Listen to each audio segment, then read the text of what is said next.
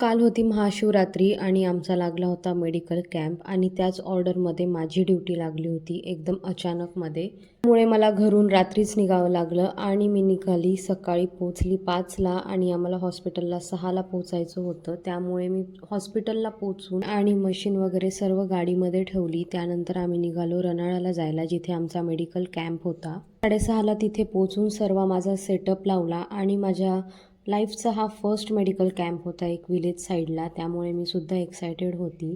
त्यानंतर 11-12 वाजेपर्यंत सर्व पेशंट केले, नाही म्हणत 60 ते 70 पेशंट आले आणि मग आम्ही निघालो कॅम्प संपवून हॉस्पिटलला जायला. हॉस्पिटलला जाऊन सर्व सामान ठेवलं आणि ECGचे रिपोर्ट्स मला डॉक्टर्सकडे द्यायचे होते रिपोर्टिंगसाठी, ते एका डॉक्टर्सकडे दिले आणि त्यानंतर मी निघाली घरी.